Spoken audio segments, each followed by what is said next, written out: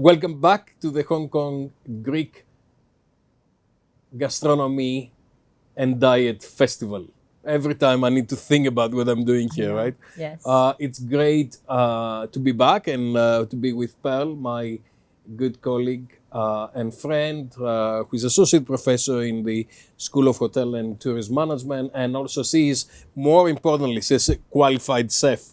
We're joined from Brussels, from my good friend Nicholas Tsiknakos, who works at the Warwick hotels in Brussels. Nicholas is a good friend for many, many years. He's a very celebrated chef, and he's actually representing Greek cuisine in many different places, in competitions and everything else. Nicholas, welcome. Nice. Thank you very much for joining us. Fantastic to have you with us. Thank you. It's nice to see you both. Nice to see you, Dimitri. It's true, it's a long time, a lot of years that we know each other. It's always a pleasure. It's always a pleasure. And of course, when you talk about the Greek kitchen and culture. So we're asking all the chefs 2 or 3 questions, really. And the first question is, why are you a chef? What got you into the kitchen? What kept you in the kitchen? But I think when you ask each chef this question, the first thing that you're going to do is to smile. Well, it's a good question because when I was young, I was not supposed to be a chef. I was always going to make the dream of each mother and to be a lawyer or a doctor or something like this. Well, my grandmother started always to push me behind this, not to push me to be a chef, to push me to know and to appreciate the ingredients of the life. I grew up with my grandparents, which they were farmers. Creating the olive oil, the wine, and the cheese, the butter, and all the other things. And in the age of 14, I moved to the Hotel Grand Britain, even if it was not allowed, because I have an uncle there as an HR director. So he told me, come to give a help for the service. And I think from there, I got the virus to love the cooking and the kitchen and the chef's experience in life. And the Big Bang, it was after when I was in East University in Switzerland, where I got the secret, the tips, and what is exactly a chef, what's the difference by a cook. And from this moment, I never stop. I love my job. It's my passion, my hobby. And I will do the same again. I can see Chef Pearl smiling here, and a lot of things resonate with her and her career, right? I know, yes. Chef, thank you so much. It's such a pleasure to have you with us today. And I saw from your profile a lot of interesting things going on through your chef journey, right? So I saw you are also enjoying doing fine dining and with a freestyle. So can you share with us, what is your view on freestyle in European cuisine? Well, the freestyle I started first time before 18 years. Well, I'm 43 years old now, but I started before 18 years, was in Switzerland, and I call it freestyle because I didn't want to be in the rules of how a dish has to be presented. So the freestyle was actually using the slow food products, that means the product of each country, of the country we live in, the local, and create a recipe that people, they know it as a classical, and bring it to the other motion, to another movement. And that's why we call it the freestyle, is to respect the ingredients, to respect the traditional recipe, but give here a push up, like the people see that as the technology going up, like this, the culinary is growing as well up. That we call it the freestyle. And we use for example, the Belgian shrimps, the Belgian small shrimps, gray shrimps, with the kadaifi dough. It's like an angel hair, thinny dough. Yes. Normally in Greece, they use it for desserts. We use it for something salty. And there is a type of croquette, but inside is a soft and liquid, and outside is a crusty with kadaifi dough. So small things like this, like the octopus, we don't serve like in Greece. I tried to make it first time before 20 years in a carpaccio with a yuzu lemon. So we use the Asian ways and together with Mediterranean, and we give another peps to the clients. What's the difference of free cuisine and fusion cuisine? Well, fusion cuisine, for me, something innovated. Fusion cuisine became to be trend from the time that Bocuse, he pushed up the French kitchen. Mm-hmm. He changed the way of thinking to the French people that a filet, you cannot serve it just a filet. He was adding it the foie gras, like this he called it the Rossini. So it became a fusion directly, something like, wow, we don't mix the foie gras with the filet. So I believe the fusion kitchen is something from the time of, from Bocuse. I will not say from Escoffier because it was a long time ago, but I will say from Bocuse that he was the first innovator for the French classical kitchen. Now, Nicholas, how long have you been in Brussels? I know that you can you take us through your journey? Because you've been around many different places. It's true. Well, I'm in Brussels 11 years now. It was 17 years in Switzerland, 11 years in Brussels. Then I make a Morocco for opening, Italy, England for the Dorchester, Spain for El Bulli, and do you have something? No, Greece I make as well 2 years and a half. And the last visit I was in Hong Kong and Shanghai.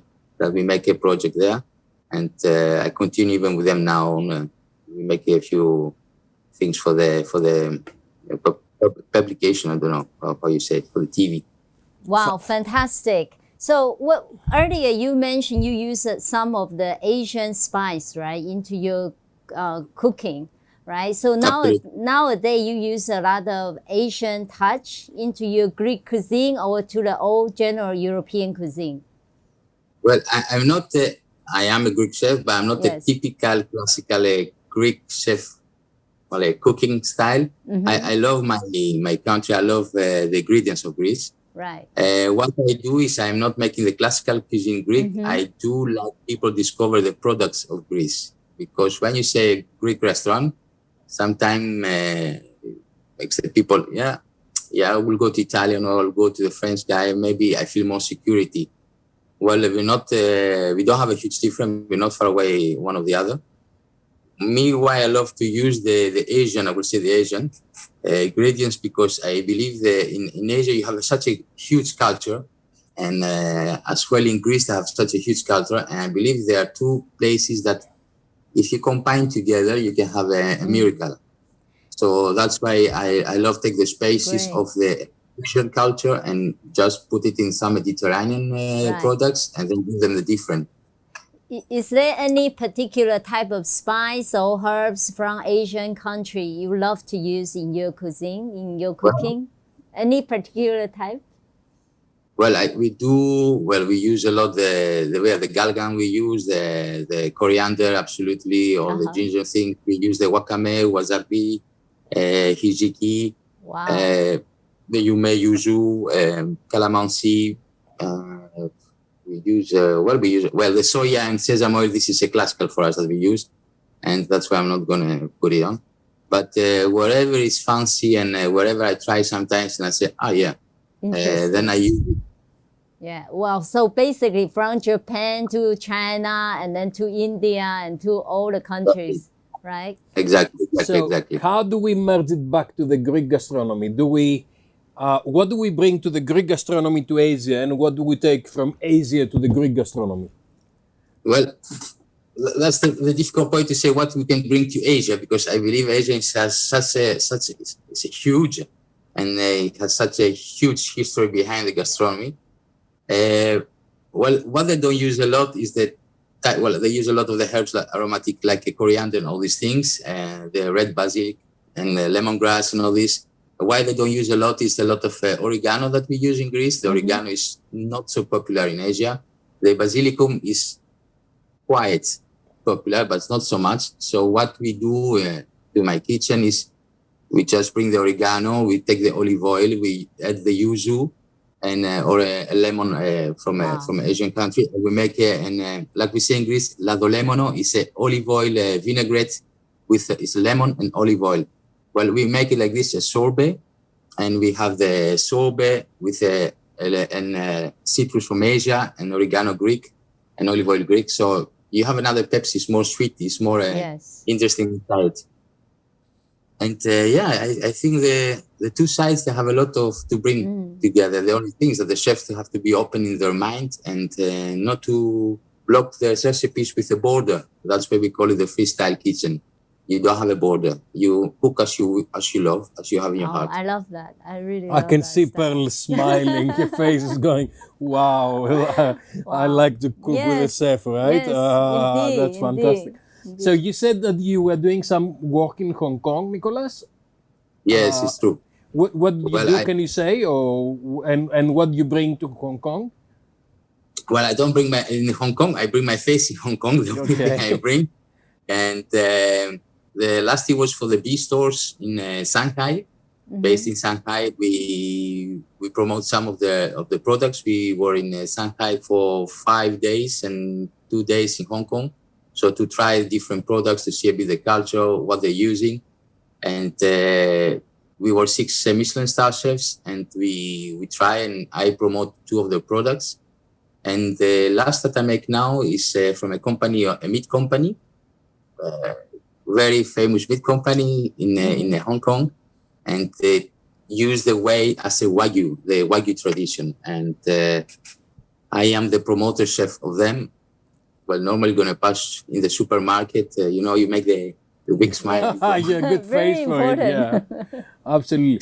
If you were to cook for Hong Kong people, if you had to do a kind of a nice kind of dinner for Hong Kong people, what would you do, and how would you blend the Greek tradition and the Greek gastronomy into Hong Kong? Well, the thing is, Hong Kong, China, I would say like this, is that you see that the flavors, they are totally different. If you take China, Japan, and Thailand, you see that, I feel like in China, the flavors, they're more pure. They stay more in a umami balance. They stay always in a great balance. They don't like to mix so much craziness. And they have their own culture. They're very strict in the traditional things. Well, my favorite soup is also the wonton soup. The last time I made something. Yeah. But when it's a good cooked, it's excellent. It's amazing. Yes. And we have something, not a wonton soup, but we use a lot of the chicken for it. It's a koto soupa. It's a chicken soup. And we're using a lot of lemon with extra bouillon to thin it up. This avgolemono, right? Avgolemono. Wow, exactly. Very interesting combination.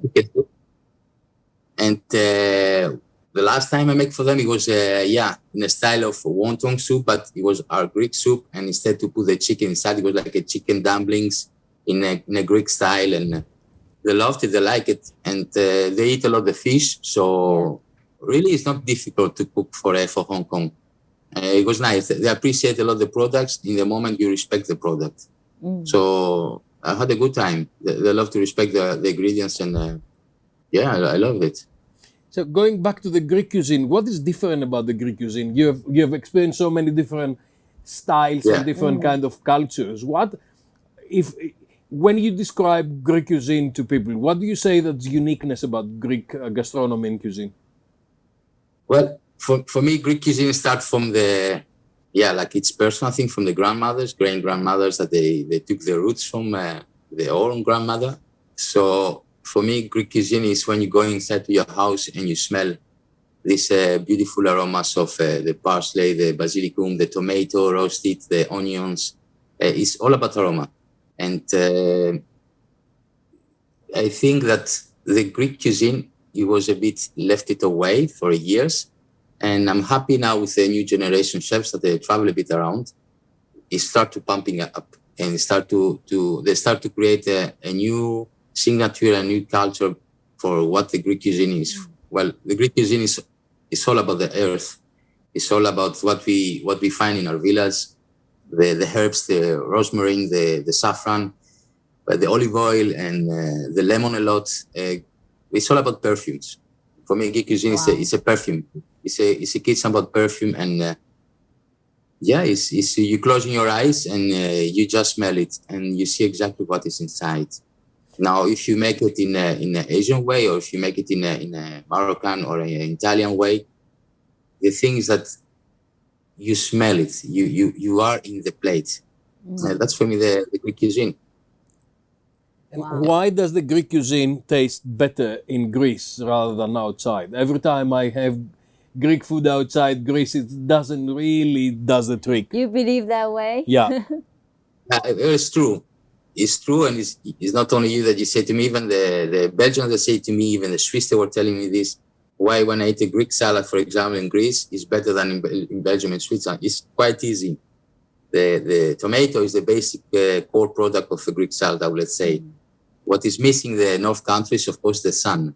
Tomato needs with the sun to be soft and sweet. And it's true, when you go in Greece and you eat an onion, you feel that you eat an onion. Even if you're eating, you start to cry. The cucumber is, you have a nice flavor of the cucumber, the water, the seeds, they break in your mouth. The tomato is soft, sweet, and you feel it that is combining nice with olive oil. All these things, I think they take a part of the Greek culture, of the Greek cuisine, that they make it unique. And it's true as well that they like the Greek product staying in Greece. It's not a bit like the Italians that they send the tomatoes, the orange and everything left and right. The Greek, we are too close for our products. We don't have a lot, but we love to appreciate them. And what we love the most, having the foreigner countries coming and enjoy our food in our country. Like this, they're living away with a nice memory. Well, I think they are like this. Well, I feel like this, but... Thank you so much, Chef. So I believe Greek cuisine would be really good to taste in Greece, right? And thank you so much for sharing with us about family tradition, fresh ingredient. That's all the key essence of Greek cuisine. So what can you see the future of Greek cuisine? How can we promote Greek cuisine? Well, I think that the cuisine in Greece is the most easy thing to promote, because the country get promoted by their own. Well, you have a beautiful weather, you have a beautiful sun. Is the two things that people, they say always about Greece. And we cannot live with empty stomach. So the people when they go in Greece, they always going to eat Greek. And even the Greek, they're going abroad, they like to eat Greek, to tell you the truth. And the Greek cuisine, I think, with the new cultural chefs and the new generation of chefs, he will grow up. He will show, I will not say he will show like the French kitchen or the Italian kitchen in another level, let's say like this, but it will show to the people that we're still alive, not far away each other. And what we do is giving a pleasure to the people, that when they to us, they're not feeling about paying a lot or paying a less, but they feel that they're eating good, well, and that we respect the food. Well, that's the first thing for me, as each Greek chef has to do. I would say, when I say I'm going to put a wonton soup, then I have to respect that in the end, on my plate, there is a wonton soup, and it's not another way of soup. And because people, they don't know what's a wonton soup, I can sell them as a wonton soup. It's the same thing like in Greece. When you say I make a moussaka, you have to have it. It doesn't matter how it looks like. Yeah. The moment you put in your mouth the ingredients of the moussaka, you have to feel like a grandmother making it. So you have to feel the freshness and the sun on your plate. Wow. And that's why. That sounds so beautiful. Yeah. Thank you. Thank you so much, Nicholas. Just a final question about the future. Where do you see the future of Greek gastronomy? Where do you think it's going to go in the next 5-10 years? Well, I believe it's going to arrive a bit like the Italian kitchen, growing up in this way. I say Italian kitchen because it's the number one on marketing, I would say, for the moment. Before it was the French kitchen, Spanish, and the Italians, they stay always in a high level. And I believe the Greek, they're going to grow up too much. There are many chefs abroad that they're putting the Greek flavors, I would say, everywhere. And I believe 5 to 10 years, Greek kitchen is going to be in one of the top 3, I would say, even. Wow. So if you were cooking something for Pearl tonight, what would you cook for her? Well, yeah, plenty of things to make, I cannot tell you like this, but it's a plenty. Of course, I will let her try the fusion of Greek salad and small pulpo, as we make it nice. And it's many things. Sometimes I don't know. Yeah, I don't know. It depends the moment. I think it's. I'm sure. Pearl is already quite hungry, and she's Me, yes, I've been like swallow my saliva. I was like so hungry. yeah. Greek cuisine is simple, good ingredients. You cook with love. Grandma, and family tradition, it's absolutely, memory. Yes, absolutely, yes. and that makes it very different because, you know, when you see a lot of the Western cuisines, French or some of the other guys, they're all about precision. They're all about, you know, you go on the Greek stuff and you say, you know, we had a. It's just so real. It's so real. It's okay. I'll grab what I've got, fish or meat or whatever. Yeah, what I have from the garden. I'll grill it. A little bit of oregano, olive oil. Thank you very much. Goodbye. You know. Yes. Absolutely. Yeah, the French, when you ask a French chef where you get your inspiration, will tell you, from Bocuse, from Michel Bras, from Yann Caleno, from a chef. From us, it's true. If you ask even a 3-star Michelin chef, a Greek, where you get your inspiration, he'll tell you immediately from a grandmother. I think we are so stuck to the tradition of the family, and that's in a natural thing. My mother always complained, why you never say, was it from me? I said, my mother's cooking now. Lovely. But I said, I got from them. Wow. I get the respect about cooking from them. And I think we are too natural. Greek people, they are natural. Mostly the Greek people, they are abroad. But Greek people, we are abroad. We know what is the precious of Greece, of our country. Yeah. I think when you live there, you don't feel it too much. But when you are abroad, being even for a day, it's like you get the vitamins for a year. Wow. So, Thank you so much, Chef. Next time you come to Hong Kong, let us know. Then that will be my turn to cook for you. With a big pleasure. Thank you so much for it. Thank you, Nicholas. Lovely to have you with us. And hopefully we'll see you in Brussels or in Greece or in Hong Kong or in London or somewhere sometime very soon. I'm sure you're going to be happy and going to send you as soon as possible the demo of a recipe. Fantastic. Thank you.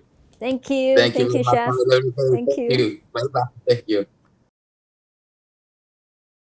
Tsiknakos. I'm the master chef from Belgium, 1 Michelin star, 14 Gourmet in Switzerland. I'm here to present you today a Greek Mediterranean recipe. Not only Greek, actually a Mediterranean recipe, and with the theme healthy kitchen, vegetarian, and easy-going food. Well, today we're going to make a confit aubergine.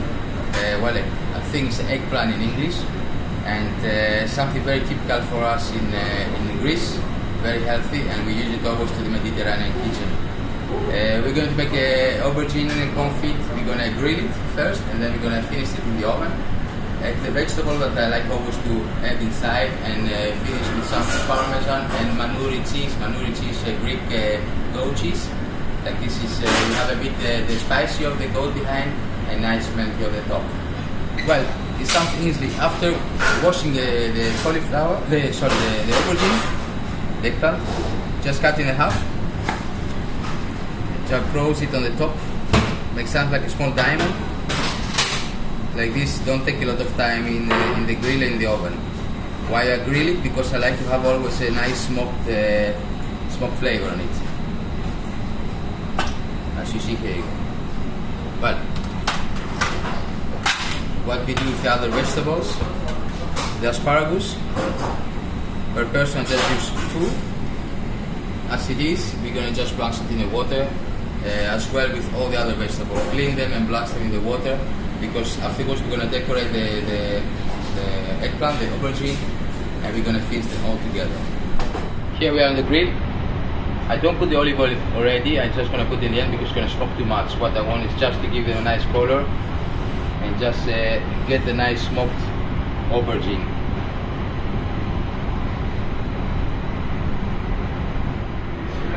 Turn it on the other side, just put it just to get a bit the shape, and we finish on the other side. Like this, on the skin, when you burn the skin with the gas, we say you get the flavor of the smoke. Normally the aubergine, the eggplant salad, the eggplant salad, we use it in Greece when we make the caviar of the eggplant salad. We grill it, we put it in the gas, like this the skin is burned, and then you have a smoke flavor on it. Well, great, we just put it out. And we're going back to the post. Here again, the only thing we do before it goes to the oven, we put some olive oil. I use some olive oil from Crete, because not because I like the island, I like the spice of the olive oil. It's not so strong for Europe. The Greek, they like it a bit more strong in the mouth, but the European countries, well, I'm in Belgium, they like it a bit more smooth. But we put some olive oil, flirt it well, and then we're going to continue with some chopped garlic that went inside. So we're gonna have some small flavor. Garlic is always good for the health, and we use a lot. And let's go back to the oven now. Yeah, in the oven, simply as that, we just put it inside 200 degrees, about 15 minutes. Then it's nice, comfy, and nice soft, so you can work with this. Now I'm going to cook my vegetable. I think you know how to make this. Just hot water, salt, and ready to go. Well, you hear the voice? We are ready to take it off.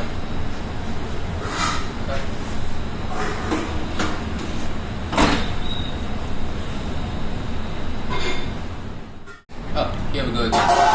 Well, as you see, we already start to fill up the vegetables. We start to get already taking form.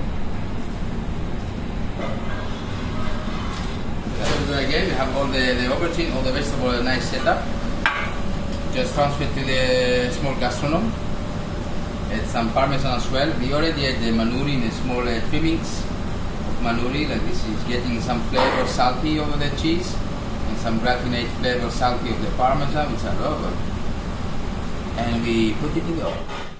Now we're going just to the final phase, our plating. For our plating, I'm using some beetroot, some pulli of the beetroot, some Greek yogurt, like this, just like the Greek yogurt, the freshness. Well, we're not doing a lot of Greek kitchen, but we like a lot to play with it. We have a small extra, but it's nice as well. And then we're gonna use some smaller shallots on it.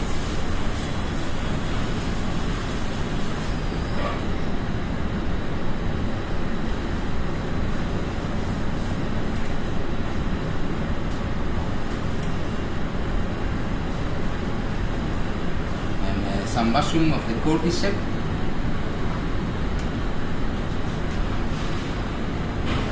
Beautiful mushroom, looks like a coral always.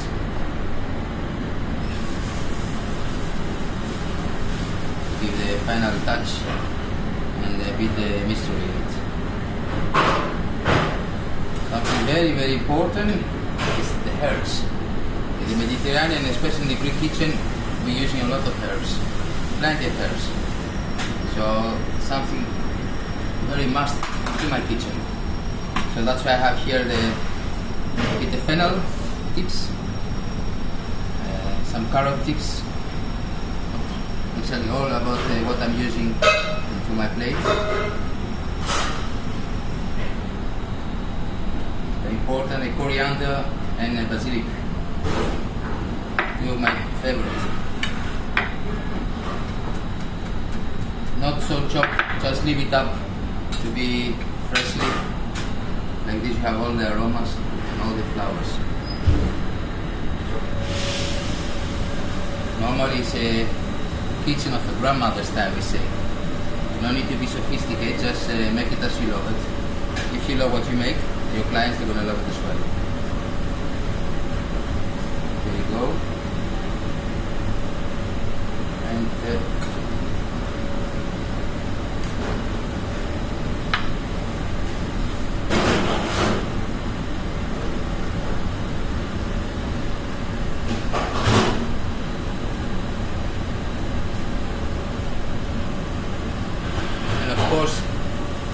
some Greek oregano.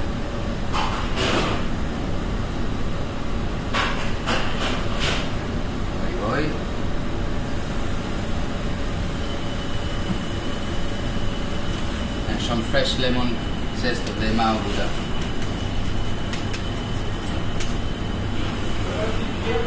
Thank you very much and enjoy it.